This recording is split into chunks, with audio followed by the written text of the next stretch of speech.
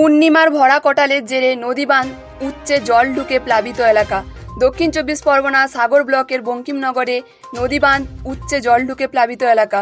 স্থানীয় বাসিন্দারা জানান, বৃহস্পতিবার প্রায় 200 মিটারের বেশি নদীবাঁধ উচ্চে জল ঢুকতে শুরু করে এলাকায়। গতকাল রাত থেকে ভরা কটালের প্রভাব পড়তে থাকে। বৃহস্পতিবার সকালে জোয়ারের সময় বাঁধে ফাটল দেখা দেয়, তারপর হু হু করে জল ঢুকতে শুরু করে।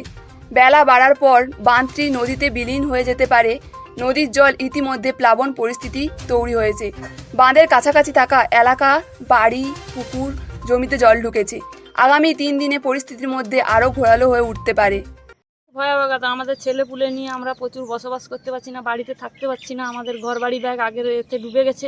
এখন ওই যে বর্ষার জলে টলে বন্যার মতন বাঁধে কাজ হচ্ছে, ওই যে চাপা গুঞ্জা রিপেয়ারিং হচ্ছে, আবার ভেঙে জল ঢুকে যাচ্ছে। এখন আমরা চাইছি যে আমাদের ভালো পাকাপোক্ত বাঁধ, কংক্রিটের বাঁধ ছাড়া এখানে টিকবে না, আর আমরা বাঁচতে পারবো না। উল্লেখ্য, গত গুরু পূর্ণিমার কটালে এই বাঁধটি পুরোপুরি নষ্ট হয়ে যায়। পরে সেচ দপ্তরের তড়িঘড়ি বাঁধ মেরামতি শুরু করে। সেই কাজ চলছিল, কিন্তু কটালের জলোচ্ছ্বাসে আবারও বাঁধ ভেঙে বিপর্যস্ত হয়ে পড়েছে গোটা এলাকা। ব্লক প্রশাসক পরিস্থিতির ওপর নজর রাখছে। বৃহস্পতিবার জলবন্দী মানুষদের স্থানীয় স্কুলে তুলে আনবে বলে জানান প্রশাসক।